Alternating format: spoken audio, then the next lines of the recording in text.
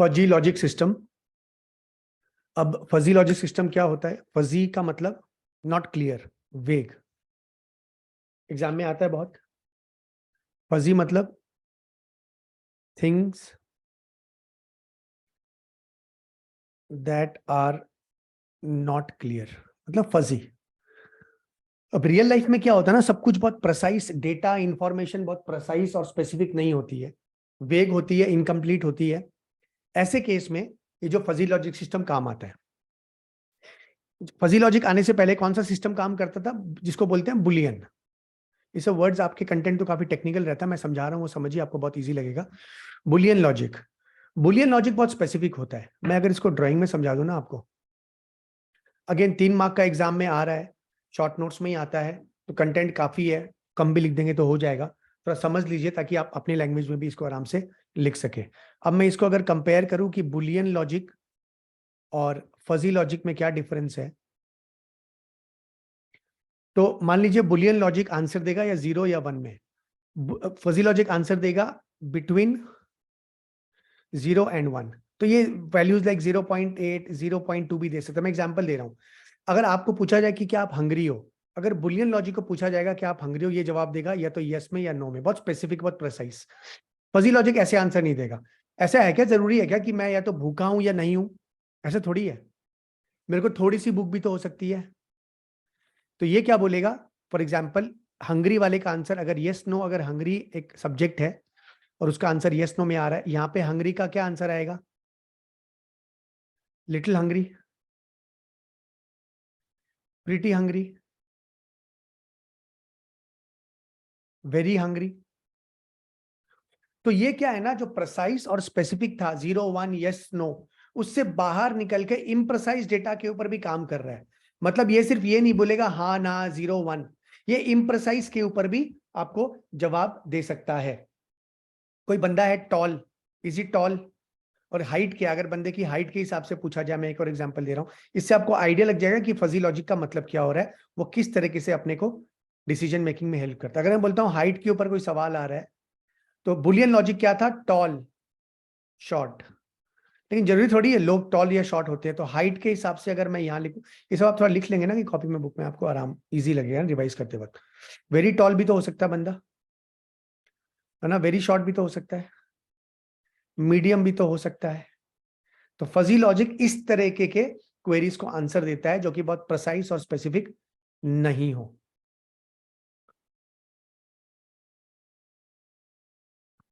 तो fuzzy logic के बारे में क्या बोला था मैंने पहले, कि ये आपको हेल्प करेगा। इम्प्रेसाइज, फजी मतलब इम्प्रेसाइज, वेग, नॉट क्लियर। ये ह्यूमन डिसीजन मेकिंग में काम आता है, ह्यूमन डिसीजन प्रोसेस में ये हेल्प करता है आपको। ये ह्यूमन डिसीजन प्रोसेस में का हेल्प करता है। ये आपको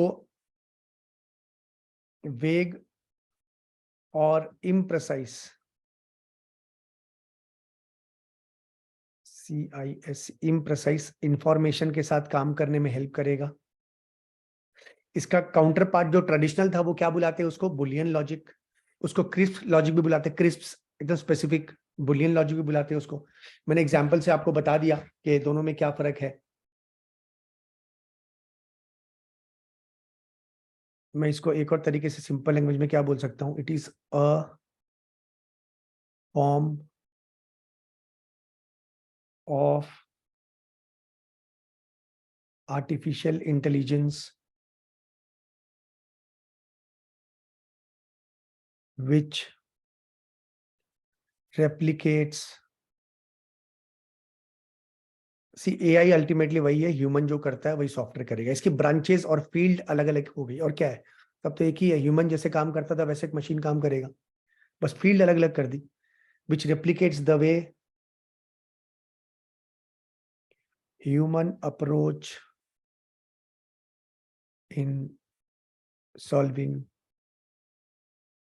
प्रॉब्लम्स।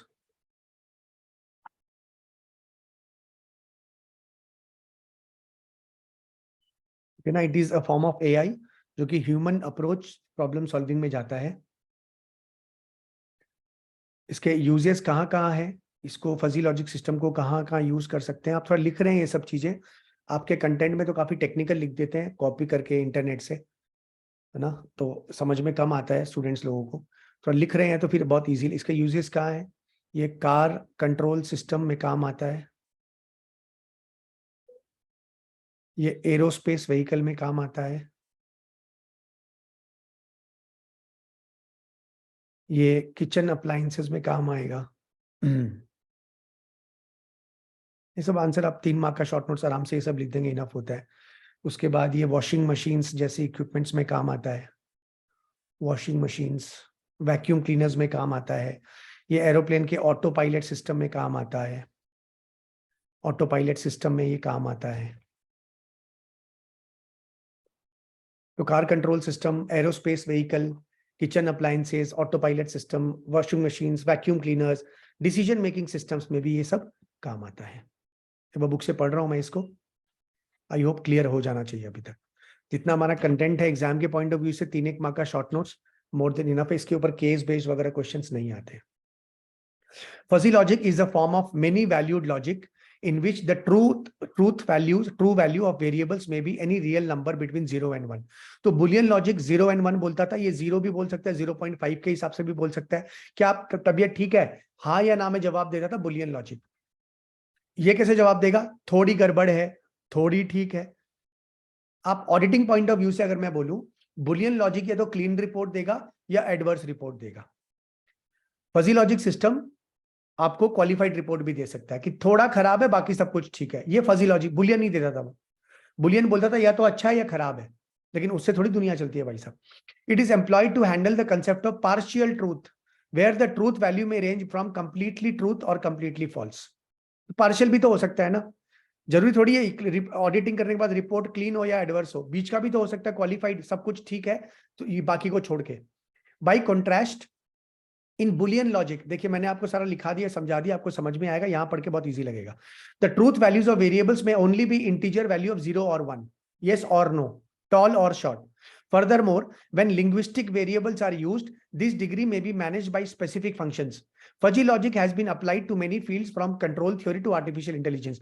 AI के हिसाब से अपने पढ़ रहे हैं, उसके ब्रांच के हिसाब से मैंने इसको यूजेस का भी एग्जांपल आपको दे दिया है।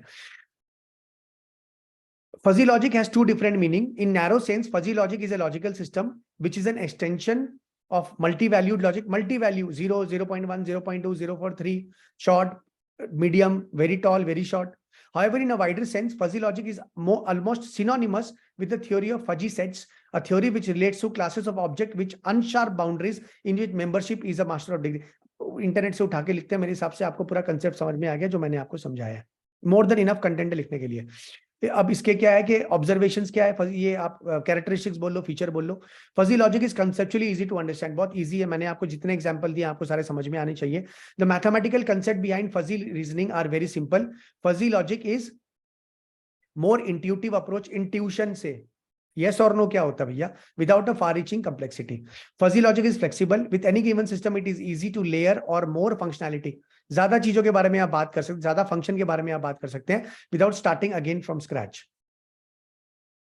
Fuzzy logic is tolerant to imprecise data, ये मैंने बात की थी। इम्प्रेसाइज डेटा होता है रियल लाइफ में, वेग डेटा होता है, हर बार बहुत स्पेसिफिक नहीं होता है, इसमें ये हेल्प करेगा। Everything is imprecise if you look closely enough, but more than that most things are imprecise even on careful inspection। fuzzy reasoning builds this understanding into process rather than tackling it on to the end। ये वाला तो काट दीजिए, ये पूरा technical दे दिया, हमारे level में जरूरत ही नहीं होती, ये वाले पार्ट को आप काट दीजिए, नहीं पढ़ेंगे इसको, हमारे काम का ही नहीं है। तो ये जो पार्ट है आपका, इसको ये वाला पॉइंट नहीं पढ़ेंगे, जरूरत नहीं है, ये वाला हटा देंगे। Fuzzy logic can be built on top of experience of experts in direct contrast to neural network, which takes training data and generate opaque, impenetrable models। Fuzzy logic lets user to rely on experience of people who already understand this experience, है ना, vague, imprecise।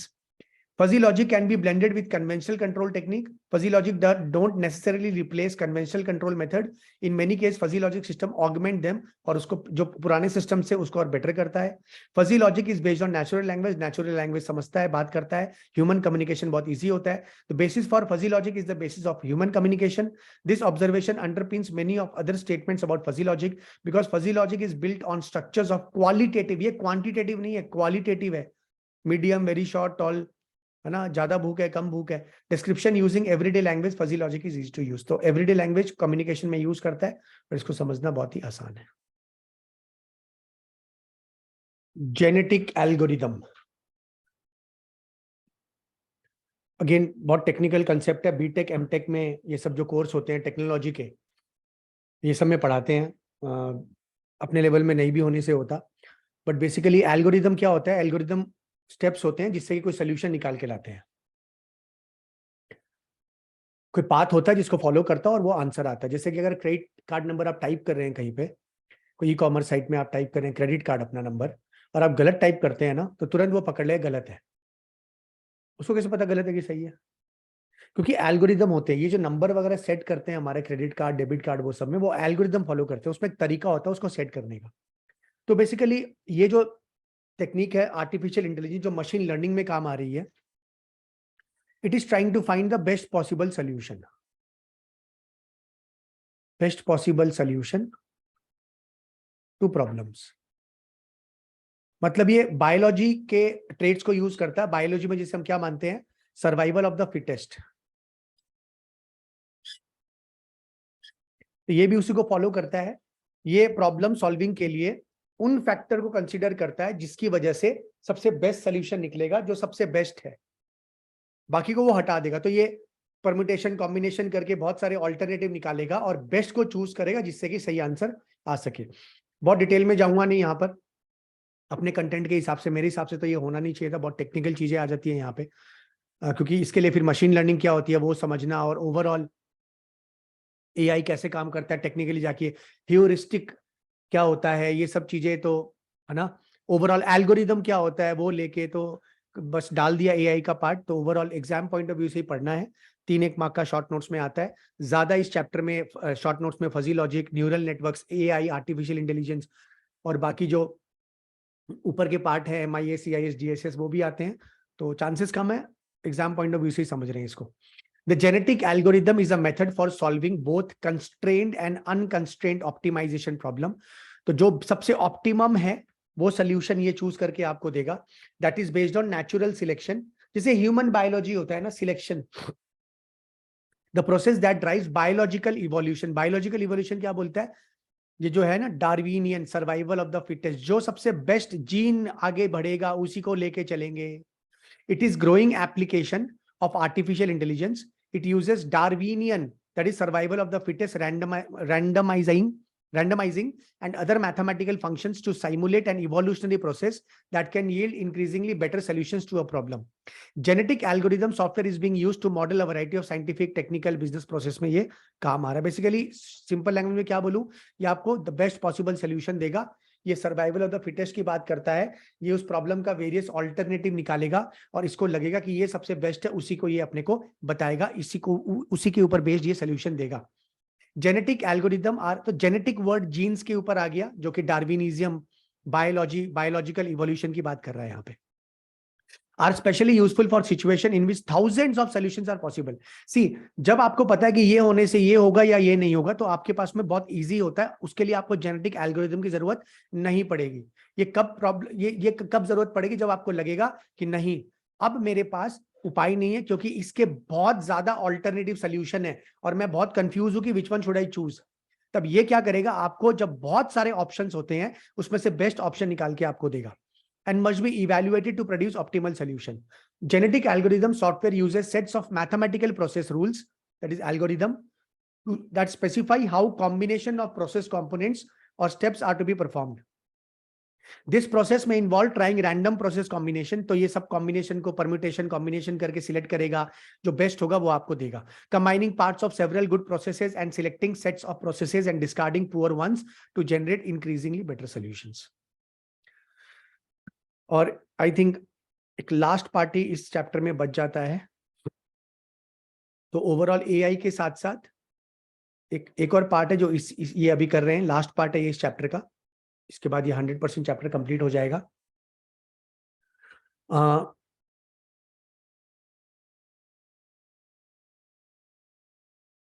In fact 2 question हो जाते हैं इसमें। हाँ जी, 2 question हो जाते हैं लास्ट पार्ट में। एआई का साथ का ही पार्ट मान लो इसको, 2 क्वेश्चन तो अलग करने की जरूरत नहीं है। दोनों क्वेश्चन बेस्ड है ऊपर वाले कंसेप्ट से। मैं बार बार बोलता हूँ, जब भी आप घर में क्लासेस करते हैं, रैंडमली कोई भी वीडियो को निकाल के देखना मत शुरू कर दीजिए। मैंने बिल्कुल अलग से डिस्क्राइब किया गया है, chapter 1 part 1, class 1, class 2, class 3। आप बिल्कुल सीरियल वाइज जाइए, आपका कंसेप्ट क्लियर होगा। अचानक से कोई ले लेंगे तो फिर अगर ऊपर का कंसेप्ट आपका क्लियर नहीं है तो यहाँ पर आपको दिक्कत हो जाएगी। तो जो क्वेश्चन है ये क्या बन रहा है, inter relationship among various systems, inter relationship among systems. तो एग्जाम में आ भी चुका है क्वेश्चन, आपको ये पूछ रहा है कि वेरियस जो सिस्टम्स होते हैं उसके इंटर कनेक्शंस क्या है, आपस में इंटर रिलेशनशिप क्या है। तो जब ऊपर के वीडियोस आप करेंगे तो आप देखेंगे, जैसे अगर टीपीएस है जो कि लोअर लेवल ऑफ मैनेजमेंट के काम का है ये, जैसे टैली जैसा एप्लीकेशन जहाँ सिर्फ ट्रांजेक्शन को रिकॉर्ड किया जाता है। और जो हाई लेवल की और एप्लीकेशन है, जैसे MIS हो गया, DSS हो गया, EIS हो गया, तो हम क्या देख रहे हैं कि जो TPS है इसका जो आउटपुट है वो इनका इनपुट बन जाता है। मतलब याद रखिए, आप ट्रांजैक्शन को बार बार एंटर थोड़ी करेंगे ऑर्गेनाइजेशन में। एक ट्रांजैक्शन अगर TPS में एंटर हो रहा है, उसी का जो आउटपुट बनेगा, वही रिपोर्ट्स वगैरह तो ये लोग इस्तेमाल करके उसको अपने हिसाब से सजा के अलग अलग level of management, top level का है, मिडिल लेवल का है, वो इस्तेमाल करेंगे। तो कहीं ना कहीं इसका ही आउटपुट, जैसे मैं ये बोल सकता हूं कि output of TPS is equal to input of systems like MIS, DSS, EIS। मैं बोल सकता हूं, बिल्कुल बोल सकता हूं मैं। TPS का ही जो डेटा है वही आउटपुट जो है वही इनके लिए इनपुट है। कोई वापस से थोड़ी एंट्री होगी MIS, DSS में। तो यही इनका इंटर रिलेशनशिप है। इसलिए बोलते हैं कि जो अकाउंटिंग रोल होता है वो बहुत इंपॉर्टेंट होता है अकाउंटेंट का, क्योंकि अगर सोर्स डॉक्यूमेंट से ही एंट्री गलत हो रही है आपके TPS में, तो उसका आउटपुट भी गलत निकलेगा। जैसा इनपुट होगा वैसा आउटपुट निकलेगा। और अगर आउटपुट गलत हो गया तो सारा MIS, DSS, EIS सिस्टम्स के जो रिजल्ट्स होते हैं, जो रिपोर्ट्स होती है, जिसके ऊपर बेस करके मैनेजमेंट डिसीजन लेता है, वो सारे रिपोर्ट गलत हो जाएंगे, सारे डिसीजन गलत हो जाएंगे आपके। तो यही बेसिकली इंटर रिलेशनशिप बनता है कि इन्हीं यही डेटा आपस में शेयर करते हैं। डेटा की क्वालिटी अगर फर्स्ट सोर्स में ही गलत होगी, जो कि TPS लेवल में है, तो जो आउटपुट या जो रिपोर्ट्स ये लोग यूज करते हैं डिसीजन मेकिंग में, वो सारे गलत आएंगे और ओवरऑल सब गलत भी हो जाएगा। फिगर 2.17, ये जो फिगर दिया गया है, TPS से डेटा निकला वही आउटसोर्स बन के DSS का बन गया, वही आउटसोर्स बन के MIS का बन गया, इनसे जो निकला वो EIS का बन गया। EIS में आपने पढ़ा होगा it is high level DSS, तो वहीं से डेटा जाके इसका इनपुट बन जाता है। ठीक है, तो ओवरऑल मैं बोल सकता हूं ना कि TPS का ही डेटा असल में सबको फीड कर रहा है, डेटा को रिपोर्ट्स बनाने के लिए, डिसीजन मेकिंग के लिए। How the system serving different levels in the organisations are related to one another. Transaction processing system TPS तो सबसे लोअर लेवल का है और सबसे क्रिटिकल यही है, क्योंकि सोर्स डॉक्यूमेंट से यहीं पे एंट्री होती है, सोर्स डेटा यहीं पे एंट्री होता है, वाउचर वगैरह यहीं पे एंट्री होता है। यहीं पे गड़बड़ हो गई आपकी TPS में तो आपका सारा सिस्टम गड़बड़ा जाएगा। TPS are typically a major source of data for other systems, whereas ESS, EIS और EIS एक ही चीज है, थोड़ा सा फर्क है इसमें, इंटरचेंजेबली यूज होता है। हमारे जनरल समझने के लिए हम बोलेंगे कि दोनों सेम है, ज्यादा फर्क नहीं है, EIS और DSS system.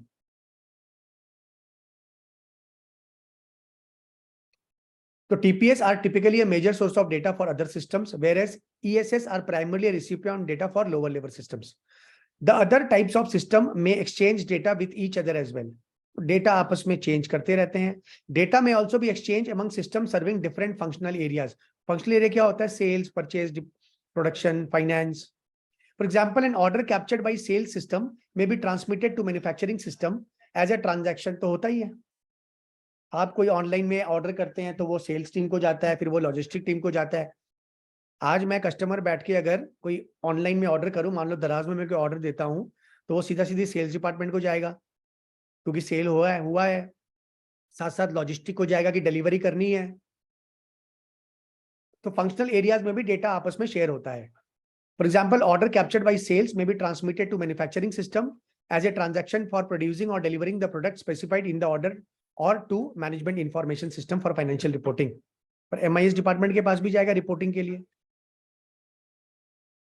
The various types of systems in transaction in the organization have interdependencies. तो सिस्टम एक दूसरे पे डिपेंड करते हैं. TPS are major producers. TPS सबसे इंपॉर्टेंट प्रोड्यूसर है आउट डेटा का. TPS में गड़बड़ करोगे ओवरऑल सारे डेटा में गड़बड़ हो सकती है. तो TPS are major producers of information that are required by other systems, which in turn produce information for other systems. These different type of system have been loosely coupled in most organizations. Loosely coupled का मतलब क्या होता है? Couple का मतलब क्या होता है? उसको इंटरैक्ट कर पाए, एक सिस्टम दूसरे सिस्टम से इंटरैक्ट कर पाए. और लूजली करने का मतलब होता है कि एक सिस्टम दूसरे सिस्टम से डेटा ले पाए, डेटा दे पाए, समझ पाए, इंफॉर्मेशन एक दूसरे की पता होती है एक दूसरे सिस्टम्स को. So it is definitely. अब क्वेश्चन क्या था हमारा, क्या आपस में इंटर रिलेशनशिप है? तो अभी तो आंसर आ गया कि भैया सारे सिस्टम आपस में जुड़े हुए हैं. टीपीएस सबसे प्राइमरी सोर्स ऑफ डेटा है बाकी सिस्टम के लिए. ऊपर जो हाई लेवल सिस्टम है वो नीचे के सिस्टम से ही डेटा लेते हैं, बार बार थोड़ी एंट्री होती है. इनफैक्ट फंक्शनल एरिया के सिस्टम भी आपस में डेटा को शेयर करते हैं. जैसे सेल्स वाला मैन्युफैक्चरिंग, सेल्स हुई तो मैन्युफैक्चरिंग देखेगा ना, मैन्युफैक्चर करिए, मैन्युफैक्चरिंग होगी तो फिर लॉजिस्टिक के पास जाएगा, तो आपस में शेयरिंग हो रही है. It is definitely advantageous to integrate this system so that information can flow easily between different parts of the organization and provide management with an enterprise-wide view of how the organization is performing as a whole. तो integrate करना पड़ेगा इस system को सबको एक साथ, और उसी से पता चलेगा कि ओवरऑल रिजल्ट्स क्या आ रहे हैं. एंटरप्राइज ओवरऑल कैसे परफॉर्म कर रहा है, डेटा ठीक है कि नहीं है, वो तो ओवरऑल समझ में आएगा ना. आप एक एक सिस्टम को अलग से चेक नहीं कर सकते. But integration costs money, and integrate many different systems is extremely time consuming and complex. This is a major challenge for large organizations, which are typically saddled with hundreds, even thousands of different applications serving different levels and business functions. जरूरत नहीं थी ये वाला part यहाँ पे होने की. Inter relationship पूछ रहा है, वो बताना चाहिए, है ना. भटका रहे हैं जबरदस्ती. Each organization must weigh its needs for integrating systems against the difficulties of mounting a large scale system integrating effort. तो लास्ट वाला पार्ट अननेसेसरी है. उसकी जब बात हो रही है इंटरडिपेंडेंसीज की, तो मैंने आपको आंसर दे दिया है. टीपीएस प्राइमरी सोर्स है, ड्राइंग भी है, यहीं से डेटा आगे जाता है. यहाँ पे डेटा गलत होगा, ऊपर का भी डेटा गलत हो जाएगा. इसीलिए बहुत सावधान रहने की जरूरत है कि सोर्स डेटा जो एंटर हो रहा है, इनपुट, वो हाई क्वालिटी का हो, ताकि ऊपर जाके सारे सिस्टम जो डिसीजन मेकिंग के लिए काम आते हैं, वहां का इंफॉर्मेशन भी अच्छा क्वालिटी का जनरेट होगा. यही इंटर रिलेशनशिप है. और लास्ट क्वेश्चन इस चैप्टर का 31 नंबर क्वेश्चन. ये बेसिकली बहुत ही अगेन सिंपल है. Different type of functional area के बारे में बात करेगा. Sale, marketing, manufacturing, product life cycle, HR. बच्चों वाला आंसर है. आंसर यही है कि सेल्स जो करता है वही सेल्स में लिखा हुआ है, मार्केटिंग जो करता है वही करता है. क्वेश्चन था कि जो अलग अलग फंक्शनल एरिया है, sales, purchasing, marketing, manufacturing, payroll, इसमें तो 10-20 और ऐड कर सकते थे आप. वो क्या करते हैं और क्या सर्विस देते हैं, वो बेसिकली उनका क्या कंट्रीब्यूशन है ओवरऑल ऑर्गेनाइजेशन में. Information system can be classified by specific organisational function they serve as well as by organisational level. The following are typical information systems जो सपोर्ट करते हैं. पहला क्या है? Sales and marketing. फिर है मैन्युफैक्चरिंग एंड प्रोडक्शन. अब जैसे कि कोई ट्रेडिंग फर्म होगा तो उसमें ये सिस्टम नहीं होगा, मैन्युफैक्चरिंग, और इसको क्यों यूज करेंगे. कोई सर्विस सेक्टर होगा उसमें ये यूज नहीं होगा. Product life cycle management, again जहां प्रोडक्ट होता है वहां पे जनरली ये मिलेगा आपको. सर्विस सेक्टर में ये वाला नहीं भी मिल सकता है. उसके बाद फाइनेंस एंड अकाउंटिंग और ह्यूमन रिसोर्स बहुत हो सकते हैं. पेरोल हो सकता है इसके अंदर, मार्केटिंग, एडवर्टाइजमेंट, लेकिन यहाँ पे आपके 5 दिए गए हैं. तो सेल्स में क्या लिखा हुआ है? Sales and marketing function is responsible for selling the organisation's product और सर्विसेज. तो इनका काम सी है कुछ नहीं. ये बेसिकली मार्केटिंग या ऑर्गेनाइजेशन ऐसा कोई सिलेबस आपका चैप्टर होता है, कोई आपका कंटेंट होता है, उसमें जो लिखा होता है वही बेसिक है, बेसिक लेवल की एकदम बेसिक नॉलेज, नथिंग टेक्निकल. तो ये कैसे कंट्रीब्यूट करता है भैया? ये इंफॉर्मेशन क्रिएट करेगा रिगार्डिंग सेल्स, मार्केटिंग. डेटा रहेगा इसमें सेल्स के बारे में. Marketing is concern with identifying the customer for the firm product और service, determining what customer needs और want, planning and developing products and service to meet their needs, and advertising and promoting these products and service. Sales are concerned with contacting customers basic है। Sales क्या करता है, marketing क्या करता है, product को पहुंचाना, बताना, मार्केटिंग करना, कस्टमर को टारगेट करना, कस्टमर को। सेल्स क्या करता है, कॉन्टैक्टिंग कस्टमर, सेल करना। मार्केटिंग मतलब प्रोडक्ट के बारे में बताना, सेल करना मतलब अल्टीमेटली माल को बेच देना। Selling the product and service, taking orders, following up sales, sales and marketing system support these activities. तो जो नाम है उसका सिस्टम वही सपोर्ट करेगा। और क्या लिखना है, सेल्स और मार्केटिंग में सेल्स और मार्केटिंग के बारे में लिखना है, मैन्युफैक्चरिंग प्रोडक्शन में मैन्युफैक्चरिंग प्रोडक्शन के बारे में लिखना है। ये जो सिस्टम होगा ये सपोर्ट करेगा मैन्युफैक्चरिंग को, प्रोडक्शन को। ये opening stock, work in progress, finish goods, सारा डिटेल बताएगा। स्टॉक क्रिएट करना, रीऑर्डर लेवल, कब माल खत्म हो गया, कब वापस से रीऑर्डर करना है, डेंजर लेवल, ये सब की बात करेगा। और क्या है, the manufacturing and production function is responsible for actually producing the firm's goods and service. Manufacturing and production system deals with planning करना, develop करना, maintain करना production facilities। तो सर्विसिंग मशीन की कब होनी है, सारा चीज इसके अंदर इंकॉर्पोरेट कर सकते हैं आप सिस्टम के अंदर। The establishment of production goals, acquisition, storage, availability of materials, scheduling of equipments, क्या कितना कैपेसिटी में रन करेगा, कौन सी मशीन कितना देर चल सकती है, फैसिलिटीज, मटेरियल, लेबर, सब आ गया इसके अंदर। Required to fashion finished products. Manufacturing and production information system support these activities. Information system can guide the action of machine and equipment to help pharmaceutical and other types of firms monitor and control the manufacturing process. अब 3 level की manufacturing बता दी यहाँ पे। Strategic level में क्या होगा, system क्या काम करेगा आपका सॉफ्टवेयर। मिडिल लेवल में क्या करेगा, जिसको मैनेजमेंट लेवल बोलते हैं। और लोअर लेवल, जिसको आप इसको लोअर, मिडिल और अपर लेवल भी समझ सकते हैं। लोअर लेवल, मिडिल लेवल को ऊपर पढ़ के आए हैं सारा, और इसको स्ट्रेटेजिक लेवल बोल सकते हैं, जिसको टॉप लेवल भी बोल सकते हैं। टॉप लेवल, टॉप, मिडिल और लोअर लेवल में ये सिस्टम कैसे कंट्रीब्यूट करेगा। Strategic level manufacturing system deals with firms long term manufacturing goals such as where to locate new plants and whether to invest in new manufacturing. तो ये high level के लोग इस system को यूज करके क्या डिसीजन लेंगे कि नया प्लांट बनाना है कि नहीं, कहाँ इन्वेस्ट करना है, कहाँ नहीं करना है, कौन से प्लांट को बंद कर देना है। मैनेजमेंट लेवल में क्या होगा, manufacturing and production system analyse and monitor manufacturing and production cost and resources.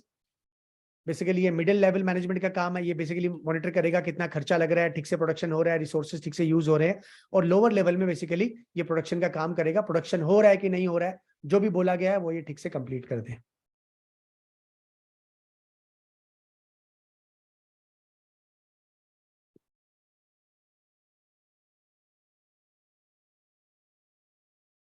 Product life cycle management system. एक प्रोडक्ट एक लाइफ साइकिल से गुजरता है, पैदा होता है प्रोडक्ट, बाजार में रहता है, एक टाइम आता है जब उसका लाइफ खत्म हो जाएगा, जब और कोई प्रोडक्ट टेक ओवर कर लेगा, उसकी डिमांड कम जाएगी। तो ओवरऑल कई बार एक होता है ना कि इस साल में कितना कमाया, तो एक और तरीका होता है फाइनेंस में, अपने को पता है ये चीज कि प्रोडक्ट लाइफ साइकिल में कितना। मान लो एप्पल कंपनी ये देखती है कि उसका एप्पल आईफोन 10 ने कितनी प्रॉफिट कमा के दी, कितना रेवेन्यू जनरेट किया पूरी लाइफ साइकिल में। मान लीजिए प्रोडक्ट एप्पल 6 डिसकंटिन्यूड है, अब तो खत्म हो गया प्रोडक्शन भी, तो वो देख सकता है कि उसके लाइफ साइकिल में उसने कितना प्रॉफिट, कितना रेवेन्यू, कितना कॉस्ट, है ना, कितना ओवरहेड एक्सपेंडिचर किया। Product life cycle management system are one type of manufacturing and production system that has become increasingly valuable in the automotive, तो ऑटोमोटिव, कार वगैरह, एरोस्पेस, एयरलाइन वगैरह, कंज्यूमर प्रोडक्ट्स वगैरह, Apple phone मैंने बोला, तो ये सब में काम आता है। PLM, product life cycle management systems, are based on data repository that organizes every piece of information that goes into making a particular product, such as formula cars, cars होगा ये car, packaging information, shipping specification and patent data. Once all these data are available, companies can select and combine the data they need to serve specific factions. The software enables user to create a digital model of a part, a product or a structure and make changes to the design on the computer without having to build physical prototypes. Finance, ये आपका profit and loss, सारे revenue वगैरह की बात करेगा। The finance function is responsible for managing the firm's financial assets such as cash, stock, bonds, other investments to maximize the return of these financial assets. The finance function is also charged of managing the capitalizing of the firm to determine whether the firm is getting the best return. तो ये basically return, ROI निकाल देगा, profit निकाल देगा, gross profit, turnover ratios, ठीक है ना, ROIs, investments. The finance function must obtain a considerable amount of information from sources external to the firm. The accounting function is responsible for, मतलब accountant लोग काम करते हैं इसका, अकाउंट डिपार्टमेंट में बेसिकली फाइनेंस का काम होगा, फाइनेंस सॉफ्टवेयर का काम होगा, टैली जैसा। Managing the firms financial records, receipts, disbursements, depreciation, payroll, सब इसके अंदर आ गया। एक टैली का एग्जांपल ले लीजिए। और तीनों लेवल में क्या कंट्रीब्यूट करेगा, for finance and accounting function establish long term investment goals. तो strategic decision making long term की होती है। तो जो ऊपर के लोग होते हैं, एग्जीक्यूटिव लेवल के लोग होते हैं, सीईओ सीएफओ, वो क्या समझेंगे इस अकाउंट से? Long term finance goals, long term forecast क्या हो रहा है, फाइनेंशियल परफॉर्मेंस कैसा जा रहा है, आगे की सोचेंगे। मिडिल लेवल मैनेजमेंट क्या करेगा? इंफॉर्मेशन क्या हेल्प करती है इनको? Health manager oversee and control the firms financial resources, overall resources को मैनेज करना। और लास्ट में है ऑपरेटिंग। ये वाले क्या होते हैं? ये बेसिकली चेक करेंगे पेमेंट हो रहा है कि नहीं हो रहा है, वेंडर को आया कि नहीं आया पेमेंट, है ना। एजिंग क्या है डेटर्स की, क्रेडिटर्स की। In finance and accounting keep track of firm finances through transaction such as pay cheque, payment हुआ कि नहीं हुआ, payments to vendors, security reports, securities reports and receipts की बात हो रही है। और लास्ट में एक और है एचआर, बिल्कुल सिंपल है। ये बेसिकली एम्प्लॉय का सारा डेटा रखेगा, उसकी लीव के रिकॉर्ड रखेगा, अटेंडेंस का रिकॉर्ड रखेगा, प्रमोशन, बोनस, लीव, सैलरी, सारा कंप्यूटेशन, टीडीएस, प्रोविडेंट फंड, है ना, किसको प्रमोशन करना है, क्या परफॉर्मेंस, ये सब कुछ एचआर डिपार्टमेंट में इसका सिस्टम मेंटेन करेगा। Human resource function is responsible for attracting, developing and maintaining the firms workforce. तो वर्कफोर्स को लेके, एम्प्लॉय वर्कफोर्स को लेके सारा डेटा इसके अंदर आपको मिल जाएगा। Human resource information system supports activities such as identifying potential employees, maintaining complete records on existing employees, and creating program to develop employees' talent and skills. सब कुछ देखेगा। Human resource information system reduce administrative cost, provide faster service to employees, and help firm manage their workforce. तो इसमें आप और add में लिख सकते हैं साथ में सैलरी कंप्यूटेशन,